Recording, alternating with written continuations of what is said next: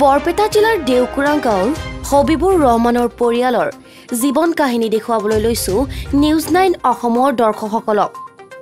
উল্লেখ্য যে বৰপেটা জিলাৰ জনিয়া বিধানসভা সমষ্টি অন্তৰ্গত দেউকুৰা গাঁৱৰ অতি দুখীয়া হবিবুৰ ৰহমানৰ পৰিয়ালৰ আছে এক কৰুণ কাহিনী। বিগত এবছৰ ধৰি হবিবুৰ ৰহমানে বিভিন্ন ধৰণৰ বেমাৰৰ কাৰণে বহুতো চিকিৎসা কৰায় যদিও বেমাৰ ভাল হোৱা নাই। বৰ্তমান তেওঁৰ বিছনাৰ পৰা উঠিব নোৱাৰাৰ অৱস্থা হৈছে। হবিবুৰ ৰহমানৰ 3গৰাকী কন্যা সন্তান ক্ৰমে হাছিনা খাতুন, ৰুজিনা খাতুন, সুহানা পাৰবিন আৰু এজন পুত্ৰ সন্তান আশৰাফুল ইছলাম। এই 4 সন্তানৰ আটাইকেইজনেই নাবালক। আটাইৰে বয়স 15 বছৰৰ তলত। এই দুখীয়া পৰিয়ালটোত উপাৰ্জন কৰা ব্যক্তি নাই এজনো। অতি দুখেৰে জীয়াই আছে এই দুখীয়া পৰিয়ালটো।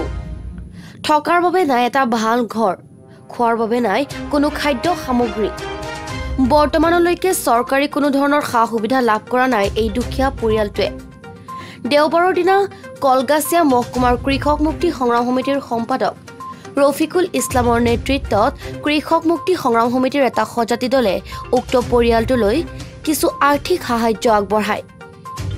লগতে বৰপেটা লোকসভা সমষ্টিৰ সাংসদ আব্দুল খালেক আৰু জনিয়া সমষ্টিৰ বিধায়ক ডক্টৰ হাফিজ ৰফিকুল ইছলামক উক্ত পৰিয়াললৈ কিছু সাহায্য কৰিবলৈ অনুৰোধ জনায় সমাজৰ সচেতন মহলে।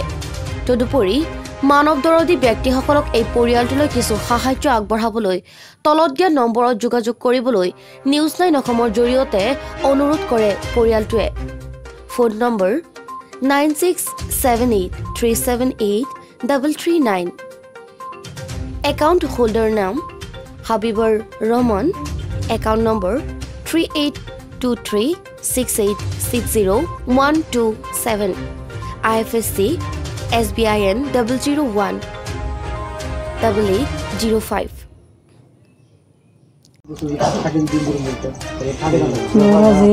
লকডাউনেৰ আগেৰ পৰা 1 বছৰ হয়েছে। লিভাৰ বাড়ছে, কিডনিত পাথৰ। মই লৰচাৰ কৰিব নোৱাৰোঁ। 4-5 কদম গ'লে মানে বহিব লাগে। হাত ভাঙি মানে কয় ভাঙি চাঙি মই পৰি যাওঁ। মোৰ শক্তি নাই আৰু মই এনে কাৰোৰ পৰা মই কোনো সহায় পোৱা নাই। লকডাউনে গৈছে 6 মাহ নে কেইমাহ হৈছে মই ক'ব নোৱাৰিম, কিন্তু মই কাৰোৰ পৰা সহায় পোৱা নাই। মই তেনে অৱস্থাতে আছোঁ। আমাৰ 6জন পৰিয়াল। ময়ে বিচনাত পৰি আছোঁ। লৰচাৰ ইমান কৰিব নোৱাৰোঁ। এনেকুৱা কৰি আছোঁ। নাই ময়ে, মোৰ আৰু বেলেগ মানুহ নাই। তিনিটা ছোৱালী। সংগ্ৰাম সমিতিৰ কৰ্মকৰ্তাসকল, সন্মানীয় সাংবাদিক চাপ, মই আজি নথৈ আনন্দিত। মানুহে মানুহৰ বাবে ইমান দূৰৰ পৰা আমাৰ কৃষক মুক্তি সংগ্ৰাম সমিতিৰ কৰ্মকৰ্তাসকল আৰু আমাৰ সাংবাদিক বন্ধু যে আগবাঢ়ি আহিছে দুখীয়াৰ কাৰণে, মই সাংবাদিক আৰু কৃষক মুক্তি সংগ্ৰাম সমিতিক মই ধন্যবাদ জনাইছোঁ। ইংৰাজীত এষাৰ কথা আছে, service to man is service to almighty. ভগৱানক বা আল্লাহক কোনেও দেখা নাই। মানুহে মানুহৰ যদি নহয়, এই মানুহ জীৱন ব্যথা। মই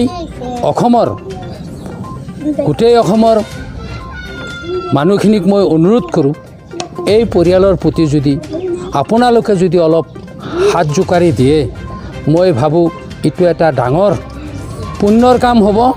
যি পুণ্য মূল্যবোধ কোনো বস্তুৰ তুলনাত কম নহ'ব।